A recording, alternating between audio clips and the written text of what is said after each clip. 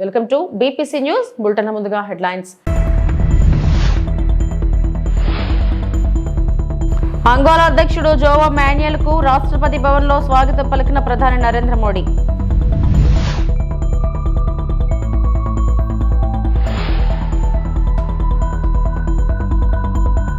Assistant ఇంజనీర్లకు ధృవపత్రాల పంపిణీ తెలంగాణ గృహ నిర్మాణ శాఖ మంత్రి పొంగులేటి శ్రీనివాసరెడ్డి.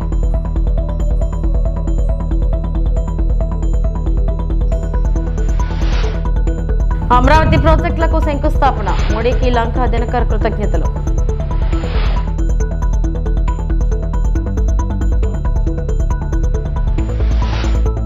నాలుగు రోజుల భారత పర్యటన సందర్భంగా అంగోలా అధ్యక్షుడు జోవో మాన్యుయల్ గోంక్వాల్స్ లెరెంకోకు రాష్ట్రపతి ద్రౌపది ముర్ము, ప్రధాని మంత్రి నరేంద్ర మోడీ శనివారం రాష్ట్రపతి భవన్ లో స్వాగతం పలికారు. భారత పర్యటన సందర్భంగా అంగోలా అధ్యక్షుడు జోవో మాన్యుయల్ లౌరెంకోతో విదేశాంగ మంత్రి ఎస్ జైశంకర్ శనివారం సమావేశమయ్యారు. The next exchange is also by the ministers. This is the memorandum of understanding between the Government of Republic of India and the Government of Republic of Angola on cooperation in the field of Ayurveda and other traditional systems of medicine.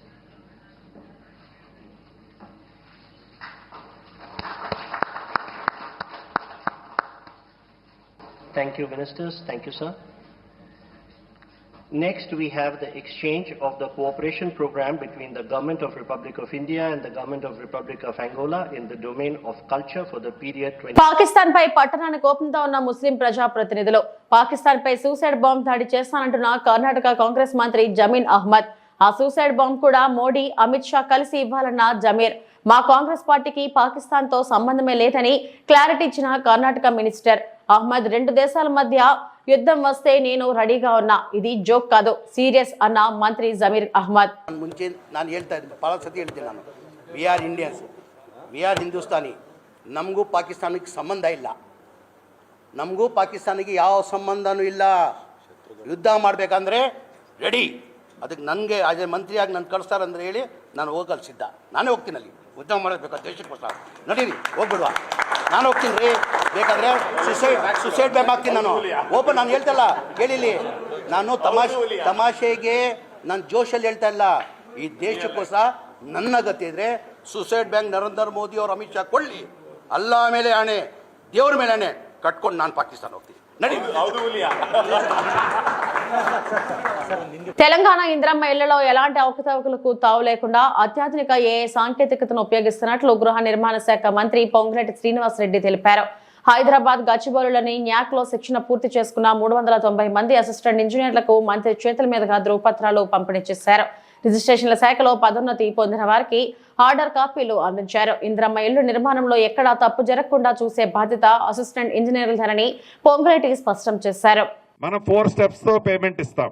Proper గా మీ ప్రతి moment ని కూడా track చేసే, ప్రతి ఇంటిని track చేసే, ఎక్కడ ఆ రాడార్ లో మిస్ కాకుండా ఏఐని ఫుల్ ఫ్లెడ్జ్ లో ఎస్టాబ్లిష్ చేసి పెట్టుకున్నాం. ఇప్పుడు ఉన్న టెక్నాలజీ, లేటెస్ట్ టెక్నాలజీని పర్ఫెక్ట్ గా వాడుతున్నాం. ఈ పర్ఫెక్ట్ గా వాడే దాంట్లో గ్రౌండ్ దగ్గర నుంచి మొదలెట్టి ఇంటి మనం సెలక్షన్ ఇచ్చిన దగ్గర నుంచి మీకు టాస్క్ స్టార్ట్ అయ్యేది ఫస్ట్ పర్ఫెక్ట్ గా ఏఐ సిస్టమ్ లో మీరు మళ్ళీ అప్లోడ్ చేసిన తర్వాత ప్రతి మండే నాడు పేమెంట్ చేసే సిస్టాన్ని అడాప్ట్ చేస్తున్నాం. Weekly once payment. ఈ మండేకి డిఫరెన్స్తో ఎక్కడా కూడా ఒక్కటి కూడా ఎంత మీకు ప్రెజర్ ఎవరు పెట్టినా, మంత్రిగా నేను ఫోన్ చేసినా ఆ వర్క్ కంప్లీట్ కాకుండా మీరు ఎక్కడా కూడా అప్లోడ్ చేయొద్దు. మీరు చేసిన ర్యాండమ్గా హెడ్ ఆఫీస్లోనో నా ఛాంబర్లోనో వెరిఫికేషన్ చేసుకుంటాం. పేమెంట్కి బిఫోర్ పేమెంట్ చేసేటప్పుడు కనుక అన్కంప్లీటెడ్ మీరు రికమెండ్ చేసినా అది బ్లింక్ అవుతుంది మా దగ్గర ఏఐలో. మీరు రికమెండ్ చేసిన స్టేజీ. ముఖ్యమంత్రి చంద్రబాబు విధానాలతో ఏపీ తీవ్రంగా నష్టపోతుందన్నారు మాజీ మంత్రి అంబటి రాంబాబు. అమరావతి అంతా భ్రమరావతి అని ప్రజలు గమనిస్తున్నారని చెప్పుకొచ్చారు. 2014-19 మధ్య అమరావతిలో ఏం నిర్మించారు, ఇప్పుడు 3 ఏళ్లలో ఎలా పూర్తి చేస్తారు అని ప్రశ్నించారు. విభజన హామీలు అడగరు కానీ వరల్డ్ క్లాస్ క్యాపిటల్ నిర్మిస్తారా అంటూ మండిపడ్డారు. మాజీ మంత్రి అంబటి రాంబాబు తాజాగా మీడియాతో మాట్లాడుతూ చంద్రబాబు జిమ్మికులను ప్రజలు అర్థం చేసుకోవాలి. గతంలో ప్రధాని మోడీ మట్టి నీరు తీసుకొచ్చి మా ముఖాన కొట్టారని చంద్రబాబు అనలేదా? మోడీ పాచిపోయిన లడ్డూలు ఇచ్చారని గతంలో పవన్ విమర్శించలేదా? మోడీ, చంద్రబాబు పరస్పర అవసరాల కోసం రాజధానిని వాడుకుంటున్నారు. అమరావతి నిర్మాణం పేరుతో దోపిడీకి పాల్పడుతున్నారు. విభజన హామీలు అడగరు కానీ వరల్డ్ క్లాస్ క్యాపిటల్ నిర్మిస్తారంట. ఒకరిని ఒకరు పొగుడుకోవడానికే సభ నిర్వహించినట్టుంది. పునఃప్రారంభం, మళ్ళా పునఃప్రారంభం తప్ప ఒక అంతం లేని కథలాగా కొనసాగుతుందనేటువంటి భావన రాష్ట్ర ప్రజానీకానికి కలిగిందని ఈ సందర్భంగా నేను చెప్పదలుచుకున్నాను. నిజంగా 2014లో విడిపోయినటువంటి రాష్ట్రానికి నారా చంద్రబాబు నాయుడు గారు ముఖ్యమంత్రిగా ప్రమాణ స్వీకారం చేసిన తర్వాత రాజధాని లేనటువంటి రాష్ట్రానికి అమరావతిని రాజధానిగా నిర్ణయించుకొని 33,000 ఎకరాలు రైతుల దగ్గర నుంచి సమీకరించి ఆ ప్రాంతంలో ఉన్నటువంటి ప్రభుత్వ భూమితో కలిపి సుమారుగా 53,000 ఎకరాలను తీసుకొని అమరావతి నిర్మాణం చేస్తామని ఆ రోజు ప్రకటించారు. 5 సంవత్సరాల్లో చంద్రబాబు నాయుడు గారు అమరావతిని నిర్మించడంలో శరవేగంగా ముందు కదిలామని చెప్పారు. అద్భుతమైన నగరాన్ని సృష్టిస్తున్నామని చెప్పారు. కానీ 5 సంవత్సరాల తరువాత అద్భుతమైన నగరం పత్రికల్లోనూ వీడియోలోనూ కనిపించింది కానీ అక్కడ మాత్రం కనిపించలేదు. It's a failure.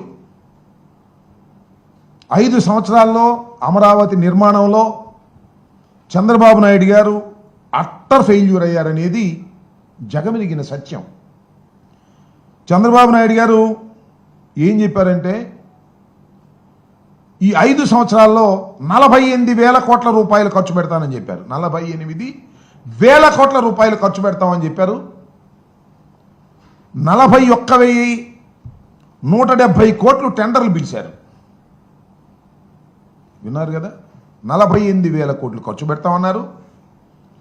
41,000 కోట్ల రూపాయలు పైచిలకు టెండర్లు పిలిచారు. ఖర్చు పెట్టింది ఎంత అంటే 5,587.28 కోట్ల రూపాయలు ఖర్చు పెట్టారు. చెప్పిందేంటి, చేసిందేంటి చూస్తే మనకు అర్థమవుతుంది. 5 సంవత్సరాల్లో అట్టర్ ఫెయిల్యూర్ అయ్యి అమరావతి అనేది ఒక భ్రమరావతిగా చిత్రీకరించి చిత్తుగా ఓడిపోయినటువంటి సందర్భాన్ని ఇక్కడ గుర్తు చేసుకోవాల్సినటువంటి అవసరం ఉన్నది. ఇక్కడ ఒక విషయాన్ని నేను చెప్పదలుచుకున్నాను. వైఎస్ఆర్ కాంగ్రెస్ పార్టీ ఏదో అమరావతికి వ్యతిరేకమని, వరల్డ్ క్లాస్ క్యాపిటల్ని నిర్మిస్తుంటే కడుపు మంటతో మేము మాట్లాడుతున్నామనేటువంటి మాట పలుమార్లు చెబుతున్నారు. ఇది వాస్తవం కాదని చెప్పదలుచుకున్నాను. ఆంధ్రప్రదేశ్ విడిపోయింది, గాయపడి విడిపోయింది. రాజధాని లేదు. రాజధాని నిర్మాణానికి కేంద్రం 2,500 కోట్ల రూపాయలు ఇస్తామని చెప్పింది. రాజధాని నిర్మించుకోవాల్సిన పరిస్థితి ఏర్పడింది. ఆర్థిక పరిస్థితి బాగోలేదు. హైదరాబాద్ లాంటి పట్టణాన్ని కోల్పోయాం. అక్కడి నుంచి ఇక్కడికి వచ్చేసాం. 10 సంవత్సరాల పాటు హైదరాబాద్లో ఉన్నటువంటి ఇన్ఫ్రాస్ట్రక్చర్ని రాజధానిగా ఉపయోగించుకునేటటువంటి ఫెసిలిటీని మనకి విభజన చట్టం కల్పించింది. సీఎం చంద్రబాబు ఆహ్వానం మేరకు రాజధాని అమరావతి శంకుస్థాపనకు వచ్చిన ప్రధాని మోడీకి 20 సూత్రాలు అమలు చైర్మన్ లంకా దినకర్ ధన్యవాదాలు తెలిపారు. ప్రధాని మోడీ 50,000 కోట్లకు పైగా విలువైన జాతీయ రహదారులు, రైల్వే ప్రాజెక్టులకు శంకుస్థాపన చేయడంపై రాష్ట్ర ప్రజల తరపున కృతజ్ఞతలు తెలియజేశారు. నారా చంద్రబాబు నాయుడు గారి యొక్క ఆహ్వానం మేరకు గౌరవ ప్రధాని నరేంద్ర మోడీ గారు ఏదైతే నిన్న అమరావతికి విచ్చేశారో దాదాపు 50,000 కోట్ల రూపాయల విలువైనటువంటి అభివృద్ధి కార్యక్రమాలు, రాజధాని ప్రాంతంలో శంకుస్థాపనలు, అలాగే మరొక 50,000 కోట్ల రూపాయల విలువైనటువంటి జాతీయ రహదారులు, రైల్వేలకు సంబంధించినటువంటి శంకుస్థాపనలు, అపూర్తయినటువంటి పనులు జాతికి అంకితం చేసేటటువంటి కార్యక్రమాన్ని దిగ్విజయంగా లక్షలాది మంది ప్రజల మధ్య అభివృద్ధిలో, వికసిత భారత్లో స్వర్ణాంధ్ర కళని సాకారం చేసేటటువంటి విధంగా ప్రధానమంత్రి నరేంద్ర మోడీ గారికి ధన్యవాదాలు, కృతజ్ఞతలు ఆంధ్రప్రదేశ్ ప్రజల తరఫున తెలియజేస్తున్నాం, భారతీయ జనతా పార్టీ తరఫున తెలియజేస్తున్నాం.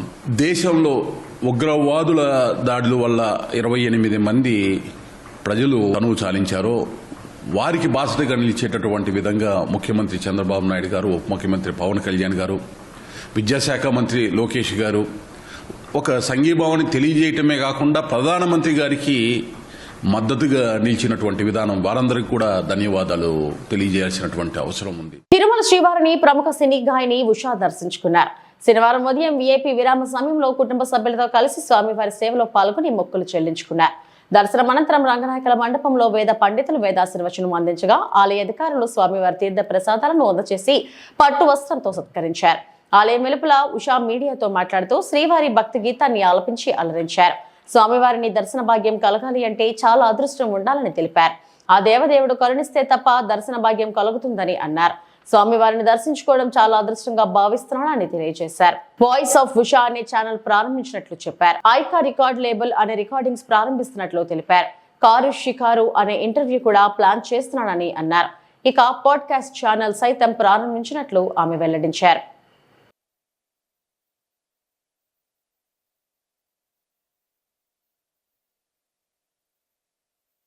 నమస్కారం. స్వామివారి దర్శనం జరగాలి అని అంటే దానికి చాలా అదృష్టం కావాలి. అండ్ ఆయన పిలిస్తే కానీ దర్శన భాగ్యం దొరకదు. ఈరోజు చాలా అద్భుతంగా దర్శనం జరిగింది. చాలా అదృష్టంగా భావిస్తున్నాం. చాలా బాగా జరిగింది దర్శనం.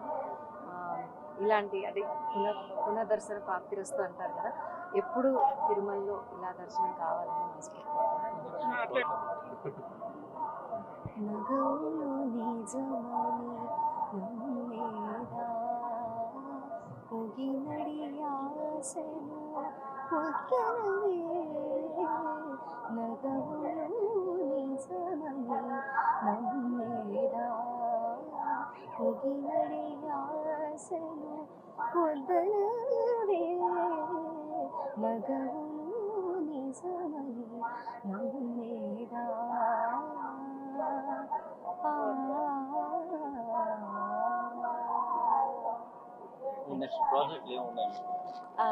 వాయిస్ ఆఫ్ ఉషా అని ఒక ఛానల్ స్టార్ట్ చేశాను. అండ్ ఐకా రికార్డ్ లేబుల్ అని ఒక రికార్డ్ లేబుల్ స్టార్ట్ చేశాను. అందులో సాంగ్స్ చేస్తున్నాను. అలాగే కొన్ని మూవీస్ పాడుతున్నాను. కారులో షికారు అనే ఒక ఇంటర్వ్యూ సిరీస్ ఒకటి కూడా స్టార్ట్ చేశాను యూట్యూబ్లో. అలాగే పాడ్కాస్ట్ కూడా స్టార్ట్ చేయబోతున్నాను. నాడు పాలమూరు ప్రాజెక్టులను ఏండ్ల తరబడి పెండింగ్ ప్రాజెక్టులుగా మార్చింది కాంగ్రెస్. 4,000 కోట్లు ఖర్చు చేసి పాలమూరు పెండింగ్ ప్రాజెక్టులను రన్నింగ్ ప్రాజెక్టులుగా మార్చి వలసల జిల్లా పాలమూరుకు 8 లక్షల ఎకరాలకు నీళ్లు అందించిన ఘనత కేసీఆర్ది. పాలమూరు రంగారెడ్డి ప్రాజెక్ట్ 80% పూర్తయింది. ట్రయల్ రన్ కూడా పూర్తయింది. నీళ్లు కూడా బయటకు వచ్చాయి. కేవలం ప్యాకేజీ 3 కింద 4-5 కిలోమీటర్ల మేర రాళ్లను తొలగించి కాల్వ పూర్తి చేస్తే పాలమూరు జిల్లాకు ఈ వాహనకాలం 50 టీఎంసీల నీళ్లు వచ్చేవి. ఏడాదిన్నర కాలంలో 3-4 కిలోమీటర్ల కాలువ తవ్వే సామర్థ్యం ఈ కాంగ్రెస్ ప్రభుత్వానికి లేదా? ఈ ప్రభుత్వానికి తెలివిలేక నీళ్లు వాడక 65 టీఎంసీల నీళ్లను ఆంధ్రప్రదేశ్ కు అప్పచెప్పారు. కేసీఆర్ కి పేరు ఎక్కడ వస్తుందో అని ఏడాదిన్నర కాలంగా ప్రాజెక్ట్ ను పక్కన పెట్టి ఇప్పుడు మళ్లీ 2 ఏళ్ల పడుతుందని నిన్న ఉత్తమ్ అంటున్నాడు. పాలమూరు ప్రాజెక్ట్ ను పక్కన పెట్టి అన్యాయం చేస్తున్నారని మాజీ మంత్రి ఎమ్మెల్యే హరీష్ రావు పేర్కొన్నారు. ఇది ఎంత రేవంత్ రెడ్డి గవర్నమెంట్ ఎట్లుంటుందంటే ఏ పని చేసినా సగం సగం ఆగమాగం. ఏది పురాగా కొనేలేదు. రుణమాఫీ సగం కూడా కాలే. రైతు బంధు పావుల వల్లే. మూసి ముట్టుకొని దాన్ని వదిలిపెట్టిండ్రు. హైడ్రా ముట్టుకొని చేతులు కాల్చుకొని దాన్ని ఇడిచిపెట్టిండ్రు. ఏది చూసినా సగం సగం ఆగమాగం. ఈ చంద్రబాబు రాజశేఖర రెడ్డిల పుణ్యం దశాబ్దాల తరబడి పాలమూరు జిల్లాలో ప్రాజెక్టులు పేరు మారిపోయింది. దాని ఎవడు కల్వకుర్తి, నెట్టంపాడు, భీమా, కోయిల్ సాగర్ అంటలేరుగా. వాటి పేరే పెండింగ్ ప్రాజెక్టులు. ఆ పేరు ఎవరు తెచ్చిండ్రు? ఇదే ఘనత వహించిన కాంగ్రెస్ తెలుగుదేశంలో పుణ్యం. ప్రాజెక్టుల పేరు మర్చిపోయినరు. పెండింగ్ ప్రాజెక్టులు పూర్తి చేయాలని పాదయాత్ర, పెండింగ్ ప్రాజెక్టులు పూర్తి చేయాలని నిరాహార దీక్ష. ఈ ఎన్నికల్లో మేము గెలిస్తే పెండింగ్ ప్రాజెక్టులు పూర్తి చేస్తామనే కాడికి వచ్చింది కథ. ఆ పెండింగ్ ప్రాజెక్టులను నిరంజన్ అన్న ప్లానింగ్ బోర్డు వైస్ చైర్మన్ గా, లక్ష్మారెడ్డి గారు మంత్రిగా, నేను నీటిపారుదల మంత్రిగా ప్రాజెక్టు సైట్ల దగ్గర నేల మీద జంప్కాన్ వేసుకొని పండుకున్నాం. మేము ఆడ పనిచేసినాం. పరుపులు వేసుకోలే, మంచాలు వేసుకోలే. మేము జంప్కాన్ వేసుకొని మేము ప్రాజెక్ట్ సైట్లలో పండుకొని రాత్రింబవళ్ళు పనిచేస్తే ఇవాళ పెండింగ్ ప్రాజెక్టులను రన్నింగ్ ప్రాజెక్టులుగా మార్చి 4,000 కోట్ల రూపాయలు ఖర్చు పెట్టి 8 లక్షల ఎకరాలు ఆ వలసల జిల్లా పాలమూరు జిల్లాకు నీళ్లిచ్చింది కేసీఆర్ ప్రభుత్వం, బీఆర్ఎస్ ప్రభుత్వం. అది మనం సాధించింది. పాలమూరు రంగారెడ్డి 80% పూర్తయింది. ట్రయల్ రన్ అయిపోయింది. నీళ్లు వచ్చినాయి బయటకు. కేవలం ప్యాకేజ్ 3లో రాళ్ళు వచ్చినాయి కొద్దిగా. ఒక 3-4 కిలోమీటర్లు ఆ రాళ్లు బ్లాస్ట్ చేసి కెనాల్ త్రూ చేయాలి అంతే. టనల్ అయిపోయింది, పంప్ హౌస్ అయిపోయింది, సబ్ స్టేషన్ అయిపోయింది, ఎవ్రీథింగ్ ఈజ్ రెడీ. జస్ట్ 4-5 కిలోమీటర్లు ఆ రాళ్లను బ్లాస్టింగ్ చేసి కాలువ త్రూ చేస్తే పాలమూరు జిల్లాలో 50 టీఎంసీల నీళ్లు మనం నింపుకునేది ఉండే వానాకాలంలో. ఏడాదిని అర్థమైంది 3-4 కిలోమీటర్ల కాలువ తవ్వ చేత కదా ఈ ప్రభుత్వానికి. ఆ 3-4 కిలోమీటర్లు ప్యాకేజ్ 3లో కాలువ తవ్వి ఉంటే నాగాపూర్ రిజర్వాయర్లో 8.5 టీఎంసీలు, ఏదుల్లో 6.5 టీఎంసీలు, వట్టెంలో 16 టీఎంసీలు, కర్వెనలో 17 టీఎంసీలు, మొత్తం 50 టీఎంసీల నీళ్లు మనం నిలుపుకునే అవకాశం ఉండే కదా. మీకు తెలివి లేక నీళ్లు వాడక 65 టీఎంసీలు ఆంధ్రాకి ఎక్కువిస్తారు ఈ సంవత్సరం. ఇంకా 2 ఏళ్ళు అంటుండు. ఏంది వాళ్ళ ఉద్దేశం? జల్లి పూర్తయితే అంతా కేసీఆర్ చేసిండు అనుకుంటారని ఓ 2 ఏళ్ళు వడబెట్టి మళ్ళీ నిన్న ఉత్తమ్ పోయి ఇంకా 2 ఏళ్లకు చేస్తారట మెల్లగా. ఆడ ఉన్న పని ఏంది? గట్టిగా చేస్తే 4 రోజుల పని ఉండదు. 4 రోజులు గట్టిగా చేస్తే 50 టీఎంసీలు పాలమూరు ఎత్తిపోతల పథకంలో నింపుకునే అవకాశం ఉంది. దాన్ని ఇలా పండబెట్టి అన్యాయం చేస్తున్న పరిస్థితి ఉంది. ఆ రోజు ఎన్ని కేసులు వేసినా ఏమేసినా పాలమూరులో అద్భుతంగా ఇలా పట్టుదలతో కేసీఆర్ గారు పాలమూరు ఎత్తిపోతల పథకాన్ని ముందుకు తీసుకుపోయింది. Palamuru lift world's biggest lift. Kaleshwaram కంటే పెద్ద లిఫ్ట్ పాలమూరు ఎత్తిపోతల పథకంలో పెట్టాం మనం. Largest and biggest lift. Chittoor జిల్లా పలమనేరు మండలం కొలమాసనపల్లి గ్రామంలో గురువారం రాత్రి దొంగతనం జరిగింది. శాంతిపురంలో తమ బంధువుల పెళ్లికి వెళ్లిన మాజీ ఎంపీటీసీ మంచుల కుటుంబ సభ్యులు శుక్రవారం ఇంటికి రాగానే ఇంట్లోని వస్తువులు చెల్లాచెదురుగా పడి ఉండడం, కిటికీ ధ్వంసం అవడం గ్రహించి వెంటనే పలమనేరు పోలీసులకు సమాచారం అందించారు. పోలీసులు సంఘటనా స్థలానికి చేరుకొని పరిశీలిస్తున్నారు. బాధితుల కథనం ప్రకారం బంగారం 20 గ్రాములు, 500 గ్రాముల వెండి, 80,000 రూపాయల నగదు దొంగలు అపహరించినట్లు చెబుతున్నారు. కొలమానపల్లిలో వరుస దొంగతనాలతో ప్రజలు భయాందోళన చెందుతున్నారు. పోలీసులు దొంగతనాలకు పాల్పడుతున్న వారిని పట్టుకుని కఠినంగా శిక్షించాలని కోరుతున్నారు.